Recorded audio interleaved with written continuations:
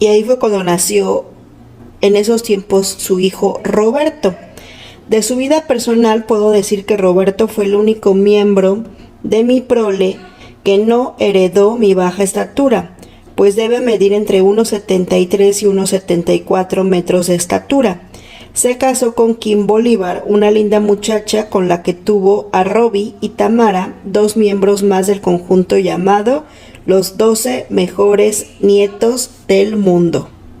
Luego, por razones que solo ellos conocen, Roberto y Kim se divorciaron. Ella se fue a vivir a San Diego, California, en compañía de sus hijos, de modo que para ver a estos, Roberto tiene que viajar hasta allá con la mayor frecuencia posible.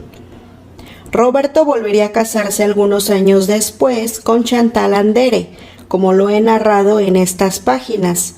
Y yo tengo que decir que quiero profundamente a ambas, Kim y Chantal, así como creo que ambas me quieren a mí. Los locutores de XCW, Televisión Radio, acostumbraban poner en escena su célebre Tenorio de los Locutores. Lo hacían anualmente durante un par de semanas, alrededor del Día de Muertos, como se acostumbra en México. Yo había actuado únicamente en televisión, al lado de Viruta y Capulina, y en papeles muy pequeños, pero jamás lo había hecho en un teatro, no había tenido a mi cargo un papel tan importante, de modo que es fácil imaginar el impacto que me produjo su invitación. Era mi primera experiencia al respecto y el obstáculo a superar se llamaba miedo escénico.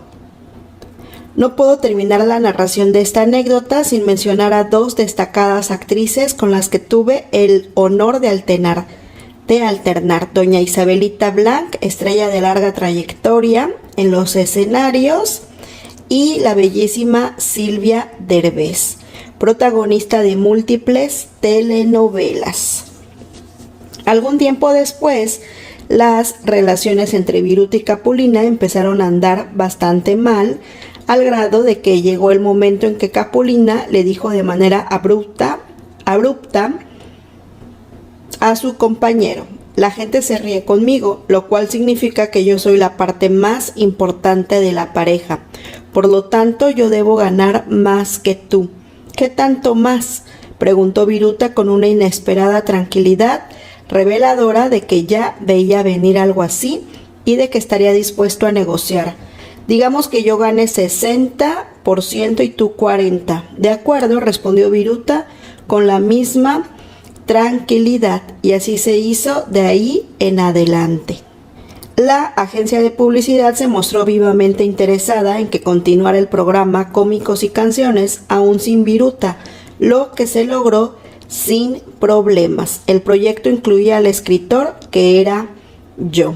El éxito de Capulina no había sido gratuito, como insinuaban algunos de sus detractores, pues tenía grandes dotes de actor, cantaba estupendamente, poseía un enorme aplomo en el escenario y complementaba todo eso con la gracia natural de que ya hemos hablado. ¿Por qué escribes para que fulano diga o haga chistes?, me dijo Capulina más de una vez. Aquí el que debe hacer reír soy yo, y por lo tanto debo ser el único que haga chistes en el programa. Yo intentaba explicarle el riesgo que puede implicar una táctica semejante, pero mis intentos fracasaban una y otra vez. Pasado el tiempo, la utopía se convertiría en realidad, pues llegué a ser el actor titular de varios programas. Mientras tanto, regresando al tema de Capulina, la relación entre él y yo se iba encapotando con negros nubarrones, pero no solo por lo complicado que resultaba el escribir con esas limitaciones, sino que además empezaron a surgir problemas relacionados con mi participación como actor en los programas. Seguía escribiendo El Estudio de Pedro Vargas y ocasionalmente varios programas más. Entre estos podría destacar El Yate del Prado, con la actuación estelar del inolvidable Panseco, y Alegrías Musicales Adams, con la actuación de 2 amigos míos, César Costa y Alejandro Suárez. También tuve una participación en 4 proyectos que finalmente formaron parte importantísima de mi futuro. De aquellos 4 proyectos, 2 se convirtieron en series de televisión y 2 quedaron en la etapa de programas piloto.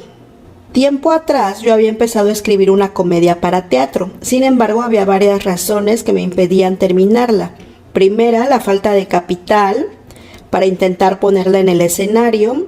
Segunda, no tenía la menor idea acerca de quién podría protagonizarla. Habían sido muchos quienes pronosticaron un fracaso y acertaron. Los primeros días entraban 12, 13 o hasta 15 personas por función, sin olvidar que hubo una función con 9 asistentes, incluyendo a Graciela y el taquillero que se sentaron por ahí. Eso representaba una pérdida diaria de una cantidad considerable. Por otra parte, los poquitos espectadores que iban se reían mucho y salían hablando muy bien de la obra y de los actores. No quisiera cerrar este capítulo sin mencionar una triste noticia que recibimos al finalizar la temporada de Silencio, Cámara, Acción en el Teatro Sullivan. Acababa de fallecer el extraordinario cantante y actor Javier Solís, y lo velaban precisamente en la agencia funeraria que estaba a unos cuantos metros del teatro. Independientemente del dolor que me causó la noticia, yo no pude menos que recordar algunas anécdotas que se relacionaban precisamente con mi obra de teatro.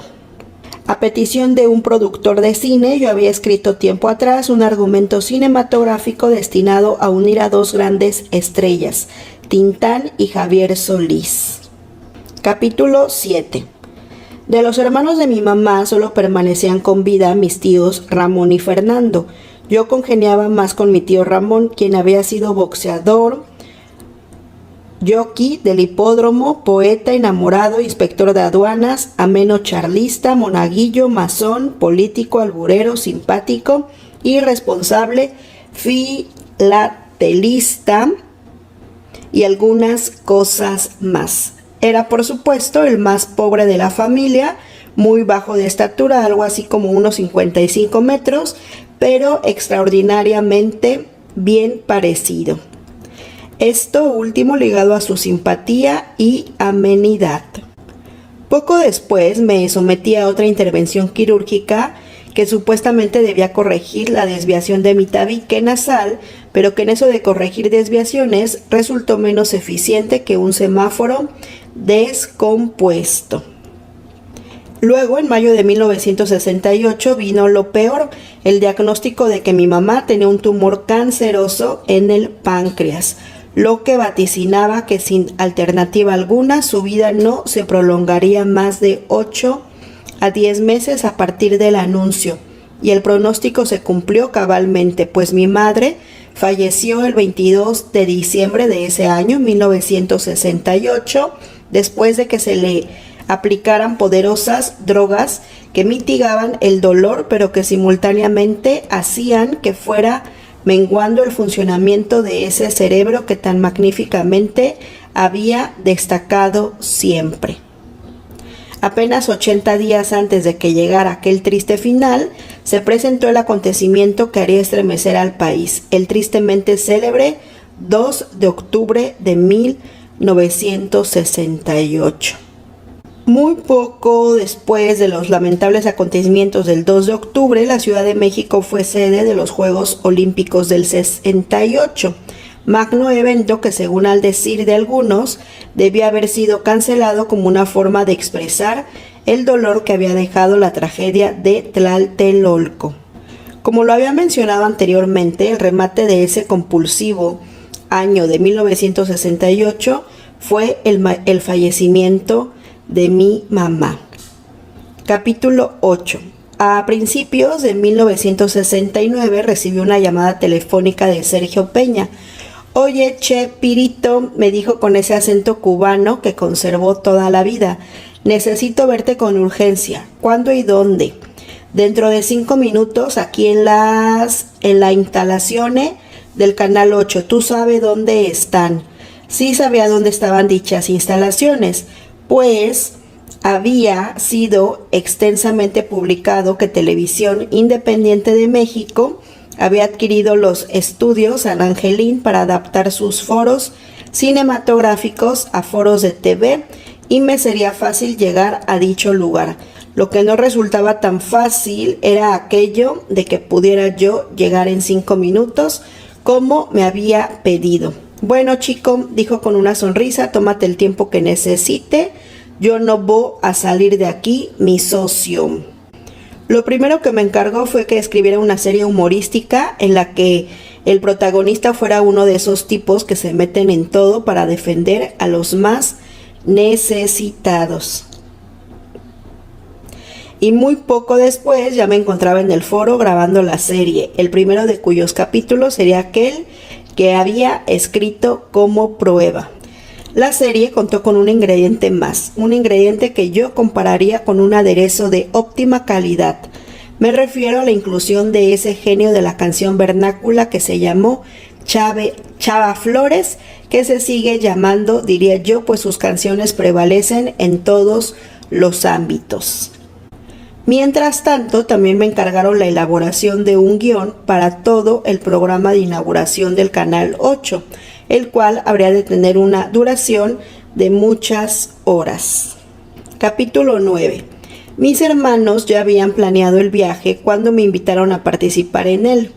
Los gastos consecuentes, mi hermano Paco me prestaría la cantidad necesaria para obtener un crédito por parte de la agencia de viajes que organizaba el proyecto. Y así fue como cruzaron el Atlántico los 3 hermanos Gómez Bolaños, acompañados por las respectivas cónyuges, Anita con Paco, Luz María con Horacio y Graciela conmigo. El recorrido incluyó ciudades de Italia, Francia, España, Inglaterra, Austria, Dinamarca, Suecia y Noruega. Sobra decir que la pasé estupendamente bien, a pesar de que nos hospedamos en hoteles de calidad entre modesta y mediana. Ese mismo año, 1969, también habría de ser testigo de acontecimientos que resultaron positivamente trascendentes, el mayor de los cuales sería sin lugar a dudas el arribo de Apolo 11 a la superficie de la Luna. Por otra parte, yo ya tenía un nuevo trabajo. Se trataba de una serie que se presentaría todos los sábados con duración del horario completo de tales días. El programa estaría constituido por bailables, canciones, rutinas cómicas, magos, malabaristas y demás elementos circenses, así como toda clase de concursos y sorteos. El productor era, una vez más, mi ángel protector, Sergio Peña, quien me dijo: che, Pirito, te voy a dar 2 espacios de algo así como 10 minutos cada uno para que tú hagas lo que quieras, lo que te salga de los cojones, mi socio.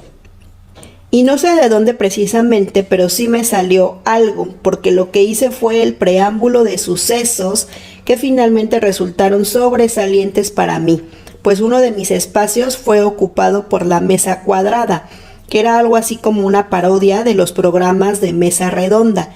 El grupo estaba constituido por 3 supergenios, entre comillas, que responderían a todas las preguntas que supuestamente enviará el público, preguntas que obviamente estaban redactadas por mí, al igual que las respuestas.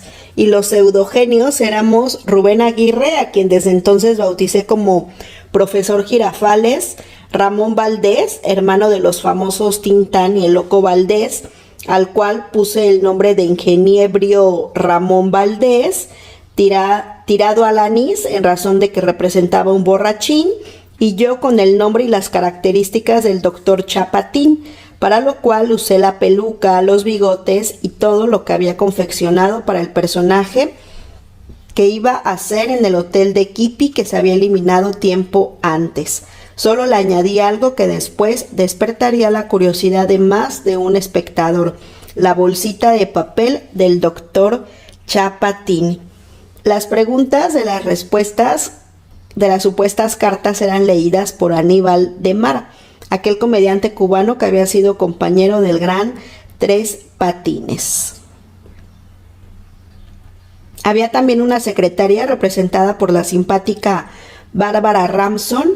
Esta última, sin embargo, pronto fue llamada por la competencia, el Canal 2, y fue sustituida por una chaparrita que terminó siendo uno de los pilares de mi grupo, María Antonieta de las Nieves. Después emigró Aníbal y María Antonieta se encargó de leer las cartas. Esta sección de Sábados de la Fortuna tuvo tanto éxito que la empresa consideró conveniente darle la oportunidad de participar en una serie propia. Así fue como empezó el programa, que durante varias semanas todavía se llamó Los Supergenios de la Mesa Cuadrada y que luego adquirió el título de Chespirito. Después de la experiencia narrada, muchas páginas atrás, cuando mi club de los aracuanes lidió a un ovillo, yo pensé que nunca más volvería a intentar algo semejante. Sin embargo, cometí el error 2 veces más. Medio año antes había sucedido algo tan inesperado como hermoso: el nacimiento de la sexta y última de mis hijas, Paulina. Esto aconteció cuando Roberto, que hasta entonces había sido el menor de mi prole, tenía ya 6 años de edad, por lo que era difícil imaginar que pudiera haber un incremento en la familia. Por todos lados se topaba uno con el singular anuncio México 70, lo cual significaba que en el transcurso de ese año, 1970, México sería la sede oficial del Campeonato Mundial de Fútbol.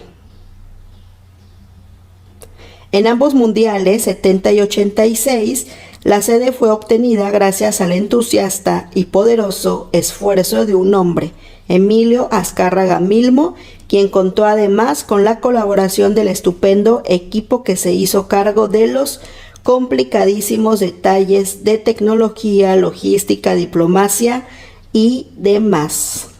Por esos días, mi hermano Paco se divorció de Anita.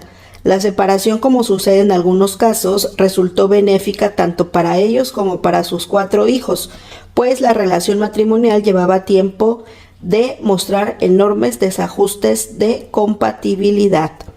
En el programa Chespirito conservé la participación de Rubén, Ramón y María Antonieta, aparte de completar elencos con otros actores cuya participación era eventual.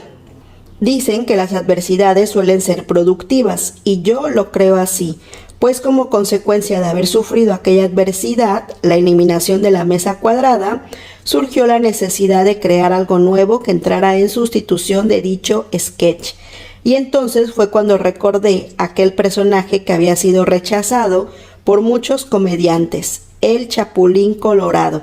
Inicialmente yo había puesto otro apellido al personaje, pues lo pensaba llamar Chapulín Justiciero, pero después de haber diseñado un atuendo apropiado me topé con un inconveniente: el color del atuendo, porque yo daba por definido que en el caso tendría que ser verde. Sin embargo, las mallas y los leotardos, que serían parte fundamental del atuendo, solo se encontraban fácilmente en 4 colores: negro, demasiado fúnebre; blanco, demasiado reflejo para la iluminación de televisión; azul, inapropiado para los trucos de chroma key que ya planeaba utilizar; y rojo, que también presentarían problemas técnicos, pero entonces no lo sabía. De manera que por eliminatoria el personaje tendría que usar un atuendo rojo. Esto lo justifiqué cambiando el apellido Justiciero por el de Colorado, lo cual además representaba una doble ventaja: una singular eufonía y una asociación con el célebre remate de los cuentos y colorín colorado. Ese cuento se ha acabado. Esto, por cierto, podría ser ejemplo de otra adversidad productiva. El atuendo se complementaría con una truza de baño amarilla, un corazón del mismo color en el pecho con las letras CH en rojo, unos zapatos tenis que combinaban amarillo y rojo y una capucha de la que surgían un par de antenitas como las de los insectos, pero que yo di en afirmar que eran de vinil, material plástico que entonces se usaba mucho en la fabricación de juguetes. En un principio llevaba también un par de pequeñas alas semejante a las de los insectos, pero muy pronto opté por eliminarlas ya que no tenían utilidad alguna y sí, en cambio, estorbaban mucho a la hora de actuar. Lo que yo jamás había imaginado fue el inmediato e impactante éxito que obtendría mi personaje, pues a lo mucho habrían transcurrido 2 o 3 semanas de su debut cuando la gente ya repetía: no contaban con mi astucia. Cada vez que encontraba la ocasión propicia para ello, que la encontraba cada rato, el Chapulín Colorado había pronunciado la frase desde el primer programa en que hizo acto de presencia. Luego iría añadiendo otras muchas más que no solo pasaban a formar parte del vocabulario del público, sino que llegaban a ser usadas en caricaturas con personajes políticos y hasta en la propaganda de estos mismos. El Chapulín Colorado popularizó también una rutina que diseñé especialmente para tal personaje. Muy pronto nuestra popularidad creció a pasos agigantados, lo que constatábamos no solo por los muchísimos autógrafos que nos pedían, sino también por la multitud de veces que nos llamaban para contratar presentaciones del grupo.